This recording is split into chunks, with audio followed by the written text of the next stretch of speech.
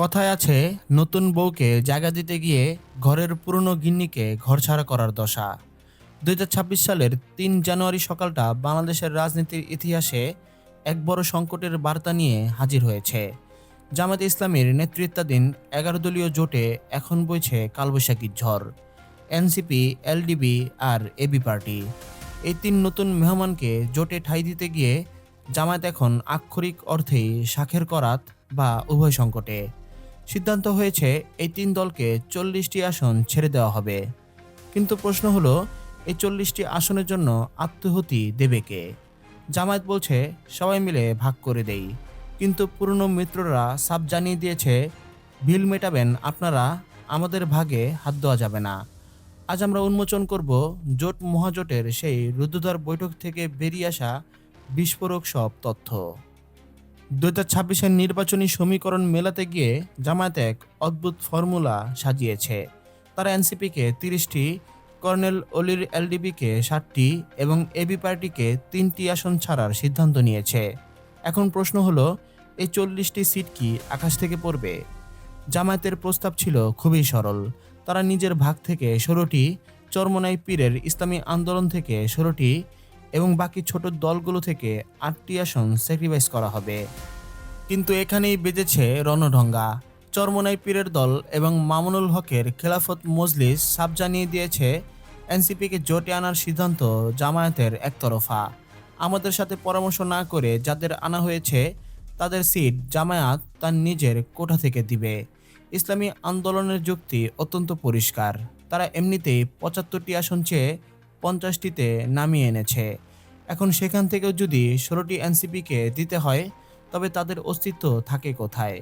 এটি কি জোটের সংহতি নাকি বড় ভাই সুলভ আচরণ? এই লড়াই কেবল আসনের নয়, এই লড়াই এখন মর্যাদার। বিএনপির সাথে আলোচনা ভেস্তে যাওয়ার পর এনসিপি জামায়াতের সাথে হাত মিলিয়েছে এক কঠিন শর্তে। তারা চায় জোটে দ্বিতীয় বৃহত্তম শক্তি হিসেবে নিজেদের প্রতিষ্ঠা করতে। এর মানে হলো, ইসলামী আন্দোলনের চেয়েও এনসিপিকে অন্তত একটি হলেও বেশি আসন দিতে হবে। কিন্তু কেন তা মানবে চরমোনাই পীরের দল?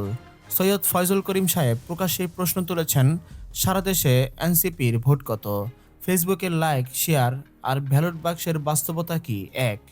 যে দলের ইউনিয়ন পর্যায়ে কমিটি নেই, তারা কিভাবে কয়েক দশকের পুরনো একটি দলের চেয়ে বেশি আসন দাবি করে? অন্যদিকে জামায়াত মনে করছে, জুলাই গণ অভ্যুত্থানের জেনজি বা তরুণ ভোটারদের টানতে হলে এনসিপিকে তাদের জোটে দরকার।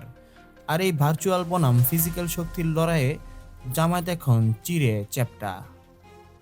দর্শক, আপনারা কি মনে করেন, এনসিপিকে তুষ্ট করতে গিয়ে কি পুরনো বন্ধুদের চটানো কি জামায়াতের ভুল সিদ্ধান্ত? কমেন্টে আপনার যুক্তি দিন। মামুনুল হকের নেতৃত্বাধীন বাংলাদেশ খেলাফত মজলিস চেয়েছিল ২২টি আসন। জামায়াত প্রথমে ১৩টিতে রাজি হলেও এখন এনসিপিকে জায়গা দিতে গিয়ে বলছে, ভাই আরও দুটো কমিয়ে ১১টিতে আসন। এই অবজ্ঞা কি মানবে পুরনো মিত্ররা? খেলাফত মজলিস বা নেজামি ইসলামী পার্টির নেতারা বলছেন, দুর্দিনে আমরা সাথে ছিলাম আর এখন এনসিপি বা এবি পার্টি এসে ক্রিম খেয়ে যাবে, এটা হতে পারে না। সবচেয়ে ভয়াবহ চিত্র হলো মাঠ পর্যায়ে।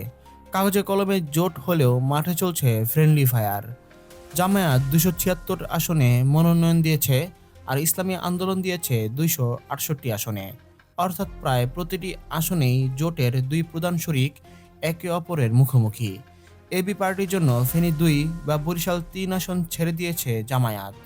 কিন্তু সেখানে যদি ইসলামী আন্দোলন প্রার্থী না তোলে, তবে এবি পার্টির জামানত বাজেয়াপ্ত হওয়ার আশঙ্কা দেখা দিয়েছে। এই সমন্বয়হীনতা কি জোট ভাঙ্গার আগাম সংকেত? ২০ জানুয়ারি প্রার্থিতা প্রত্যাহারের শেষ দিন। এটি হবে এই জোটের জন্য ডি ডে। জামায়াতের এক জ্যেষ্ঠ নেতা অসহায়ভাবে স্বীকার করেছেন, নিজের ভাগ থেকে ১৬টি আসন ছাড়ার পরও আরও বেশি স্যাক্রিফাইস করা তাদের জন্য অসম্ভব।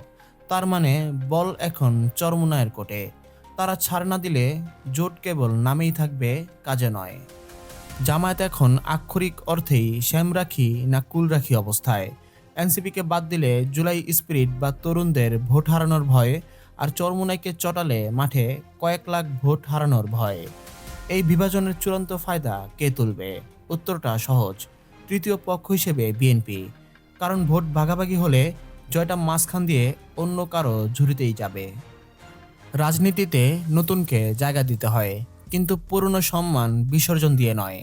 জামায়াত যদি শেষ পর্যন্ত এনসিপির ভার্চুয়াল জনপ্রিয়তাকে বেশি গুরুত্ব দিয়ে মাঠের পরীক্ষিত বন্ধুদের হারায়, তবে 2026-এর নির্বাচনী ফলাফল তাদের জন্য বড় এক ট্র্যাজেডি হয়ে দাঁড়াতে পারে। কাগজে কলমে জোট হলেও হৃদয়ের জোট না হলে সেই জোটের আয়ু বেশি দিন থাকে না। প্রিয় দর্শক, আপনার কি মনে হয়, জামায়াতের কি উচিত এনসিপির জন্য পুরনো বন্ধুদের স্যাক্রিফাইস করা, নাকি চরমনের দাবি মেনে নিয়ে জোটের ভারসাম্য রক্ষা করা? আপনার মূল্যবান মতামত কমেন্ট বক্সে আমাদের জানান। ভিডিওটি ভালো লাগলে শেয়ার করুন এবং রাজনীতির ইনসাইড খবর পেতে চ্যানেলটি সাবস্ক্রাইব করে বেল আইকনটি বাজিয়ে রাখুন। দেখা হবে পরবর্তী ভিডিওতে। আল্লাহ হাফেজ।